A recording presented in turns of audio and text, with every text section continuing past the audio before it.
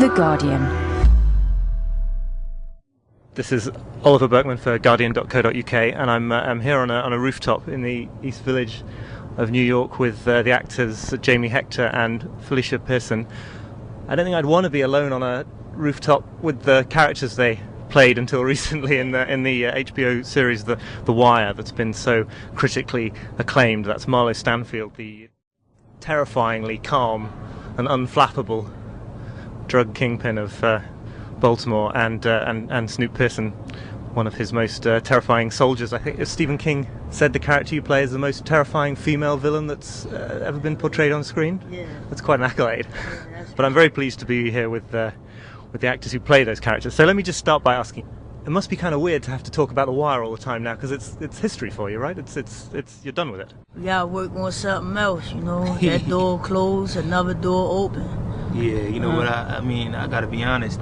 Being around Snoop, the rest of the team on the set, being around Ms. Debbie, David Simon, Ed Burns, and at the same time having a chance to just work with some amazing writing, you know. I definitely miss it. I love it, because it's a moment in time that you just want to keep in your heart. I know you've both spoken in different contexts about this idea of wanting to give back, having a sense of responsibility from the profile that you have in your different ways and coming from your different backgrounds. I read about a non-profit, I think, some stuff that you have been doing or you're doing now. Can you Moving Mountains. Tell me a bit about that? So it's Moving Mountains, and basically we got this organization. It's in Baltimore and it's in New York. And it started off because I was in a theater company when I was younger, so now we basically just give the kids opportunities to be a part of a theater company.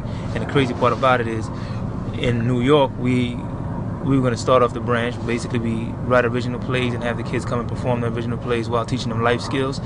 And Felicia had a branch in Baltimore, and her kids already have the play etched out already. In other words, hers is ready to go, and I'm still in the motion of getting mine together and getting it ready to go. And then basically, you know, we just have fun with the kids, because I mean, the responsibility that we have as the actors that we are, I'm sure Snoop has it also. Man, a lot of people see me on the streets and they say, I want to be you, Marlo. Exactly. You want to, you know, sometimes they get confused about the acting and real life, you know. And I know Marlo got to tell him, like, nah, that's acting. I tell him all the time, it's acting, man. Exactly. I just tell him, nah, you can't scrub a toilet without your GED now, your education period. So, you know, it's a lot harder from back in the day, from on the corners or whatever they used to do. I just tell them, like, nah, that's acting what we was doing. You know, that's just performance for, you know, TV, you know. So some kids listen and some kids don't. It's just crazy, man. Trouble just always find you. You know, you can try to stay away from it so far, but it'll find you, man. It'll find you. And this awful thing about the mother of your friend being killed by an arrow, which is just like, that doesn't even belong in the world of guns and drugs, right? Exactly. A bow and arrow. What was that? I mean, I was young, so you know what they said, it wasn't meant for her. So you know, I don't know, man. I don't know. They said it wasn't meant for her, but that was just crazy, man. Because that was like, I think that was the first time I ever seen like a fetus, you know, on top of, you know, their mother, like in a casket, you know. In the funeral home. In the funeral home. Right. Exactly. Like she was pregnant and they pushed the baby out? Yeah, they pushed the baby out. The baby was ready, I think she was 7 months or something like that. Wow. She was, like, Ray had a baby without 7, 8 months, Ray had a baby. I mean, she got, you know what I mean, born arrow hit her stomach.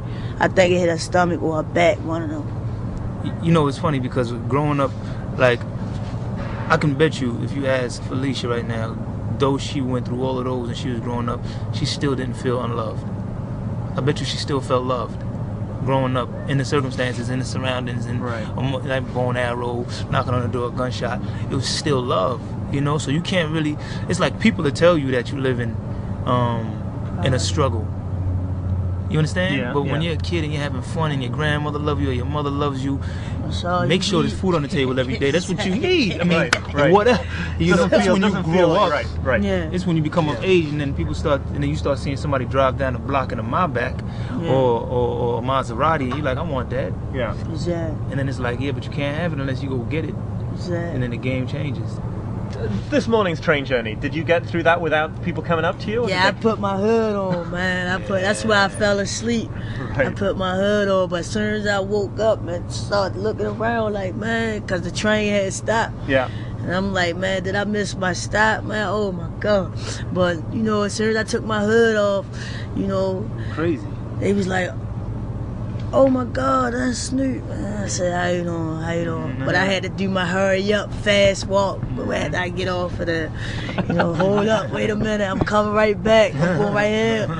You know, I gotta do my fast talk. But you were saying earlier that people who recognize you in the street, they show you love. They're not scared because Marlo is a scary guy. No. Right. I got blind people, you know, that hear my voice, and this happened to me in Atlanta at a book signing. I come out the book signing, and you know, it was a blind person who standing on the corner with their somebody that they walking with, and I was talking, you know, and he was like, "That's Snoop," and I was like, "Yes, sir. How you doing?" He was like, man, I could tell your voice from anywhere, man. Oh, man, I love you. Give me a hug. You know, it felt good. For more great downloads, go to guardian.co.uk/audio.